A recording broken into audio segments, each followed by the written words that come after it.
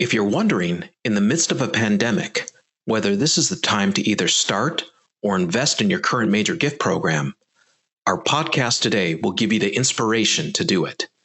In today's podcast, we welcome as our guest Joyce MacDonald, who is President and CEO of Greater Public, the association for all NPR and PBS stations around the country. She's going to tell us her inspiring story of how she's leading the change in how public media is doing major gift fundraising, and then gives you a roadmap for how you can do it as well. Because now more than ever, this is the time your organization needs to seriously ramp up your major gift program. Welcome to the Nothing But Major Gifts podcast from Veritas Group, featuring Richard Perry and Jeff Schreifels. Twice a month, we bring you the latest and best thinking about major gift fundraising, so you can develop authentic relationships with your major donors. Here are your hosts, Richard and Jeff. Welcome to the Nothing But Major Gifts podcast. I've got Richard Perry, founding partner of Veritas Group, with me today. And Richard, I am super excited about this podcast because we have one of our favorite people on today as a guest. One of our favorite people. That's right. And her name is Joyce MacDonald. Yeah. I'm really excited about this too. I mean, Joyce is the CEO and president of Greater Public Media, which is the association that serves hundreds of NPR and PBS stations all over the country. Awesome. I mean, she's an amazing woman. Yeah. We just love being with her. She has a great story to tell too about what she's trying to do to actually change the culture of these stations to embrace major gifts. So, yeah, and we think it's going to be inspirational for everyone who's wanting to start or invest in their major gift program today. So, but before we bring Joyce on, Jeff, yep.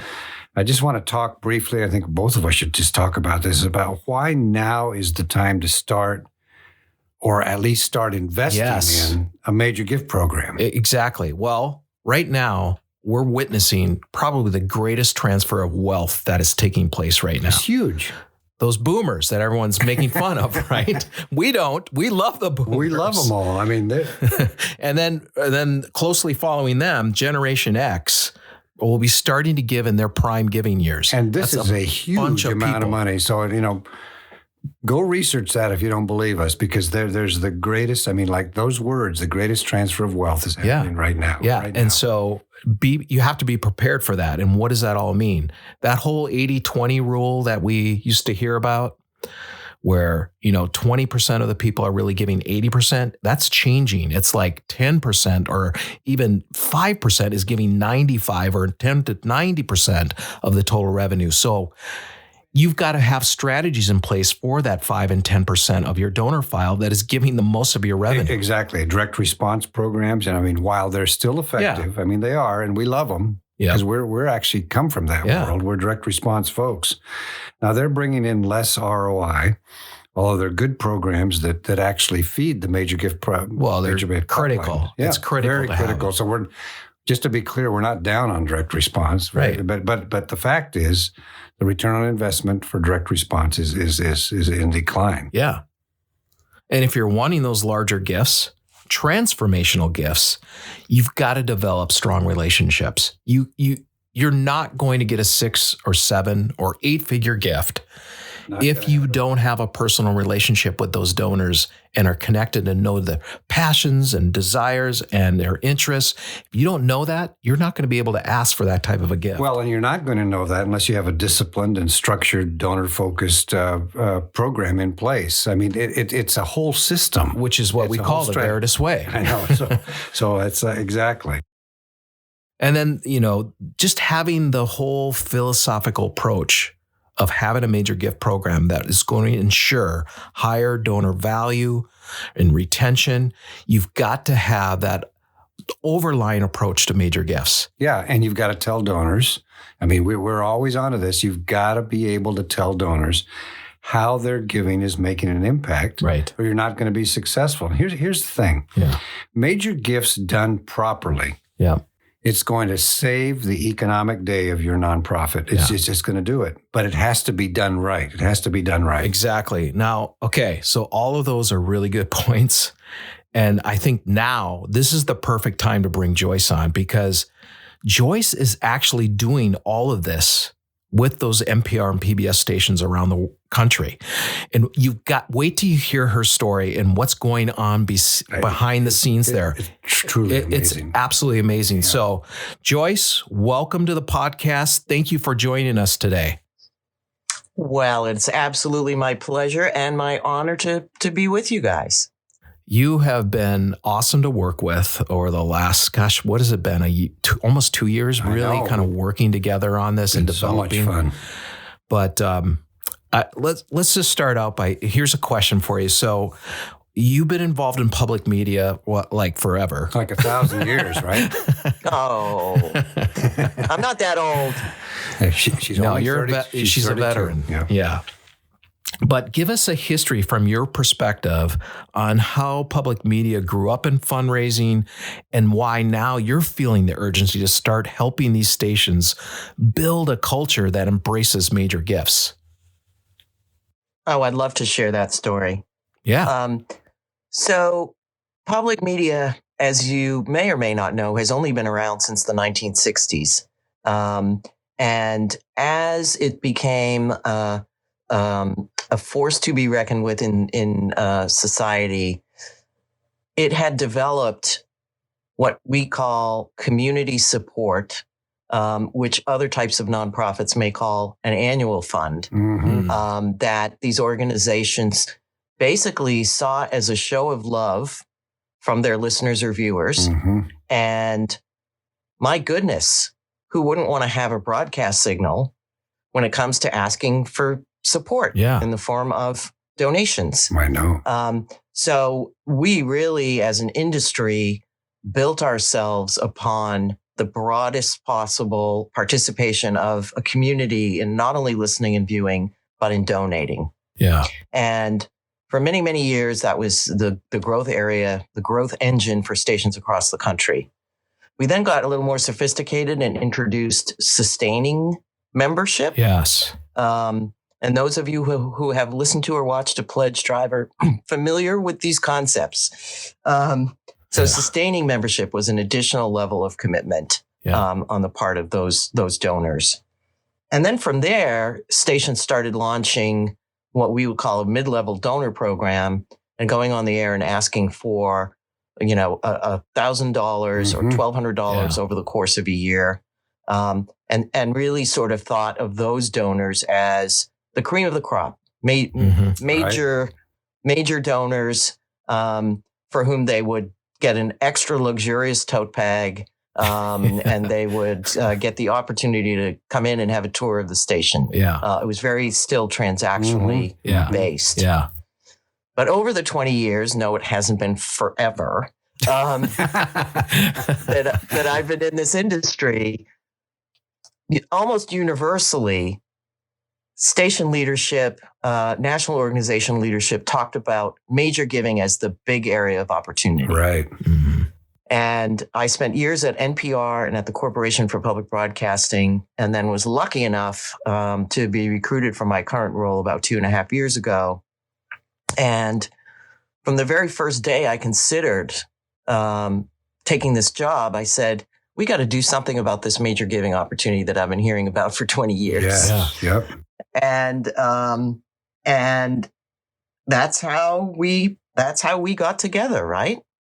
Yeah. So let's talk about that. So what prompted you to kind of ask us to come in and help you with this? What was it about Veritas Group at this time?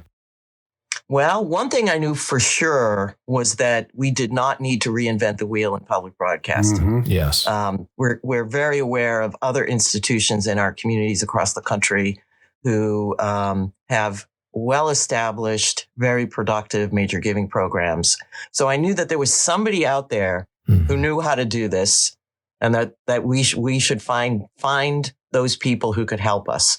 And as I talked to various firms and consultants outside of public broadcasting, what struck me about you guys was, number one, the absolute degree to which you are donor-centered.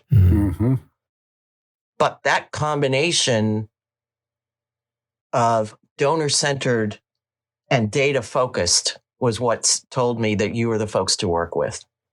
your years of experience in tracking how your program works. Yeah. And you're actually being willing to sit with an organization, analyze their current donor data, and map out the future for them financially with confidence. Yeah. Is what sold me on working with you guys. Well, as you know, Joyce, we just love data. Data is king in our environment, and because it's such a factual thing. It drives the whole thing. I mean, let's just talk a little bit about the uniqueness of public media stations and the donor base and what we've been looking at together. I mean, that's just a fascinating This will be fascinating, right? Because there's probably a lot of other organizations that could match very similar to this type of database. And, I know there's major gift officers listening or managers and executives that maybe we need to do something here. Mm-hmm. But let's talk about your uniqueness with your data. Because we did a bunch of analysis, of 12, 15 different stations, radio and television. I mean, the first thing we can say, and Joyce, you agree, very loyal donors. These Absolutely. donors are with them every year. And that goes back to what you were talking about, Joyce. They're membership driven, but they're the sustainer model.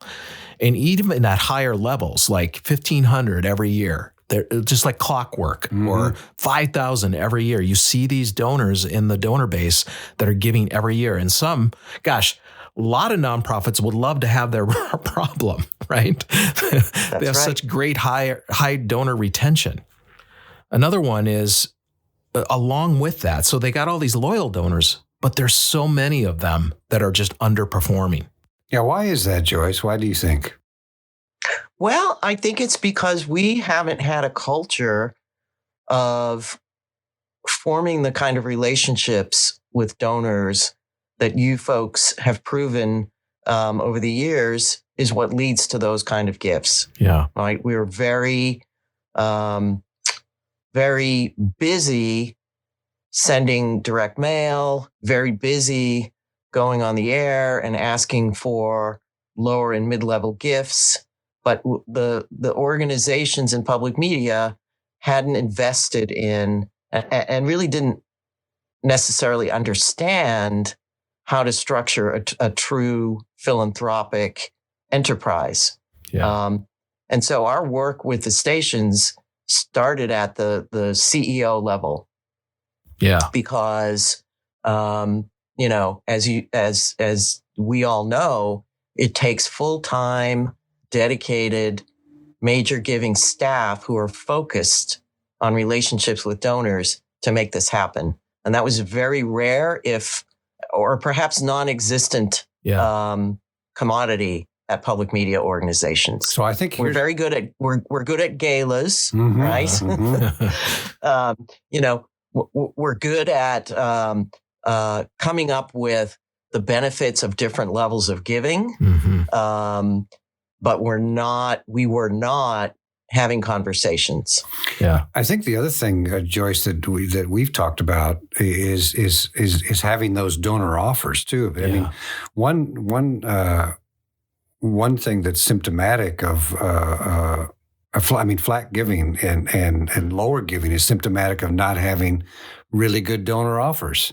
I mean, speak to that a little bit in terms of like what path we're on there. Yes, certainly. So first of all, when you talked about major giving in the past in public media, the first thing people said was, we need the case statement. Yeah. Right? Yeah. As though this was going to be a sacred magic document that if you said those words or if a donor read those words, that they were so beautifully crafted and compelling that they would whip out their checkbook on the spot. And so there was very much an orientation that all asks of potential donors were focused on general institutional support. Yeah. Mm-hmm. And in some cases, their major giving staff were prohibited from asking for any kind of gift besides an unrestricted gift that would go to base budget. And I think the aha moment for the stations that are participating with Veritas is, no, you actually work with donors to discover their passion, and you're able to speak to them about what it is that you currently do that relates to their passion. Right. And you give them an opportunity to invest in that with a directed gift. Exactly. And that's a fairly new concept for public media. Yeah. It's amazing. Before this, there wasn't really a major gift program. So you have major donors in these files. I mean, very high capacity donors. But then there's no place for them to go, essentially. There was no So place. That's why you saw them giving every year lower levels, much lower than we would see in other nonprofits, but more loyalty. Okay. But there was no place for them to go. And now what Joyce was just talking about is starting to develop that place for them. Yeah.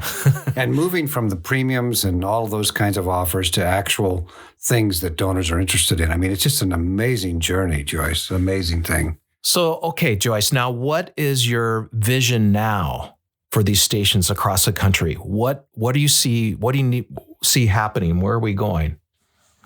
Well, I think first of all, the organization that I'm lucky enough to lead supports stations in their pursuit of revenue and audience development. And on the revenue side, there's nothing that has more opportunity behind it than major giving. So it's a high interest to presidents and CEOs, development directors, and major giving staff to have our organization really embark on this major initiative in working with you guys. And we're piloting your approach over a 2-year period with 4 public media organizations to prove the concept. Yeah. But even before that happens, even before we're able to show the dazzling numbers, enough folks are learning about this as we're sharing sort of the best practices and the tools and the learning that's happening at those pilot stations, that there's a very high level of interest in on the part of other stations on how they can begin to lay the groundwork at their organizations over the coming years to reorient themselves and change their culture to embrace major giving. And so I am looking over as I said, over the next several years at really some program building to be happening at stations across the country. And, there is staff in place at the majority of stations. They're not necessarily focused on major giving. Yeah. And those who have a title of major giving, as I said before, aren't necessarily focused on donor relationships. Right. And so, we're looking to sort of chip away at all levels here and work not only with senior management, but also with, the CFOs across the system. We're looking to train leadership as well as MGOs to really embrace this path to success. And the desire is there. I think what our organizations need to understand is the investment has to accompany that desire. That's right. And the beauty of the work with you is that there's a path, right? Yeah. This isn't a pipe dream for our industry anymore. Well, I mean, there's a defined path. Yeah, and we've been doing these forecasts, which have been pretty exciting. I mean, for all of us, because you start looking at the database of, and I can think of a couple of the stations that are participating in a pilot. You look at some of those forecasts, and you say to yourself, "Oh my goodness, we can actually do this because we have the donor assets. Yeah, we have the actual program content and the donor offers." And this will translate into a substantial increase in revenue. Yeah. I mean, when those station managers saw those numbers, they intuitively said, I always thought this was possible. It's there. But now I'm actually seeing it and I can get it. I get this where it's going. So, and you know what, Richard, the thing is that we see this with all the organizations that we do the assessment and the forecast. We look at this and go, there is so much potential that they're leaving on the table because they don't have a disciplined approach to major gifts. Right. And the thing that's really fun to work with Joyce on is she does have the discipline, and she has the drive and energy, what we call DIP, drive, energy, and push. If there's anyone that we know that has DIP, it's Joyce. I know. And but that's a big point. It is. And that's a big point for all those who are managers or executives of other nonprofits, and you're trying to figure out, how does this get done? Mm-hmm. What Joyce is doing, undertaking, is a big thing. Mm-hmm. It's no small thing, but she's had the energy to do this and to drive this mm-hmm.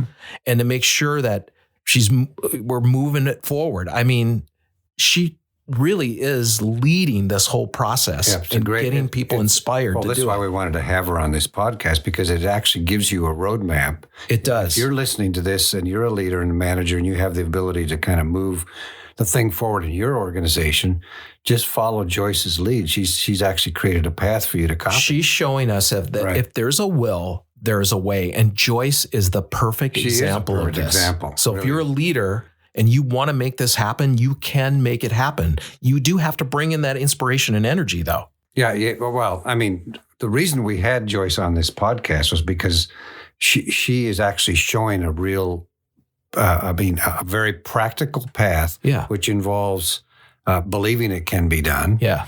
And then having an actual plan to do it.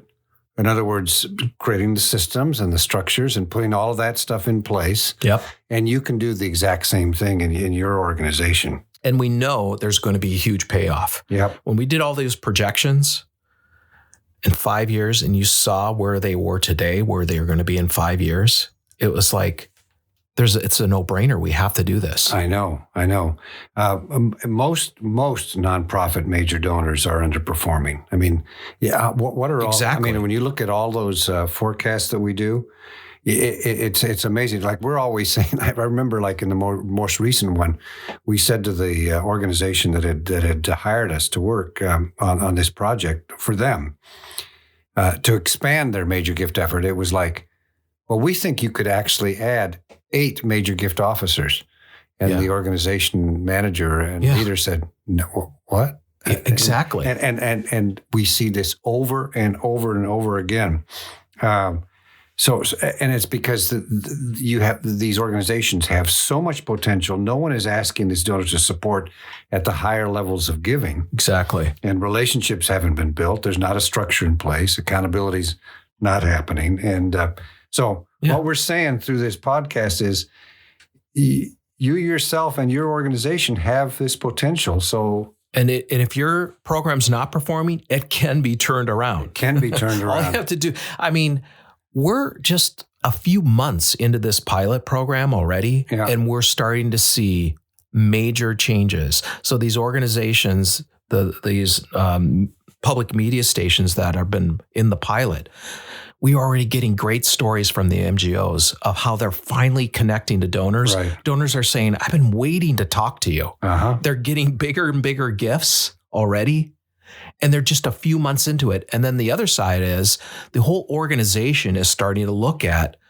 what are all the projects and programs we actually have, and what do they cost? Well, like for instance, the one station that's about a $40 million budget. Yeah.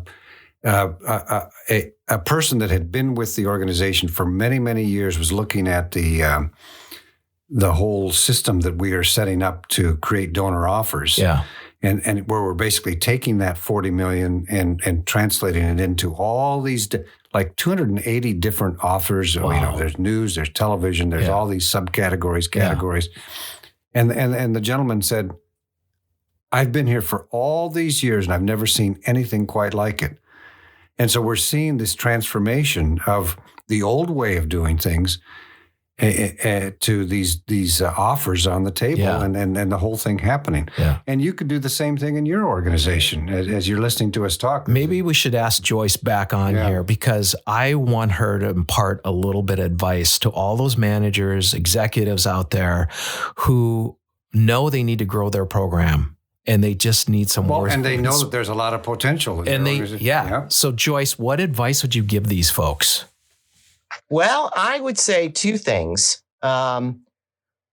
you've got to be relentless in sharing your vision for this. Mm-hmm. And like most industries, public media has a conference circuit. And I have taken advantage of every opportunity to just very conversationally mingle with folks and talk about this with them. Mm-hmm. And I think that a critical step for someone who is looking to sort of get support for investment in major giving within their own organization is to get Veritas to do your data analysis. That's a big one. Because it's convincing, isn't it? It is beyond convincing. Mm-hmm. I have known the managers at the stations we're working with for many years, and I have never seen them as enthusiastic about supporting an initiative within their organizations. And let's just be frank. Money talks. Yeah, I know. And, if I were within an organization really trying to socialize this, I would have an elevator speech about how Veritas approaches this work, because it makes sense, right? When you understand the path that Veritas puts you on, it makes sense. Mm-hmm. And I think intuitively you realize, yes, this is how we should have been doing this work all along. But nothing talks like the numbers. That's right. Yeah, it's very convincing. Yep. Well, that's good words of inspiration. Joyce, we want to thank you for joining us today. Thanks so much. And we're definitely going to have you back next year after we're done with a full year, another year of the pilot, so we can talk about all the great results. I know it's going to and where it's going to inspire, give more inspiration to folks here. So Thank you for joining us. And by the way, for everyone, we have a free white paper for you. And go to the veritasgroup.com website, veritasgroup.com, hit the download section, and you'll see a white paper called Starting a Successful Major Gift Program. So get that white paper and get that major gift program launched. I know, and that's got all the major Or give points. us a call. Yeah, we'll help. We'll do that assessment. As Joyce said, believe me, that assessment will be eye-opening to you. Well, it doesn't even cost anything to do these. No, it's free. Totally free. So take us up on that. There's a button on our website. Go to the homepage and it'll say free major gift assessment. Hit that and you'll go right to all the information on how to do that. So I'd be glad to do that. All right. Well, thank you for joining us and we'll see you next time. Thank you. Thank you for joining us for the Nothing But Major Gifts podcast from Veritas Group. Richard and Jeff also write an ongoing blog that you can subscribe to for free at veritasgroup.com. Please join us again next time.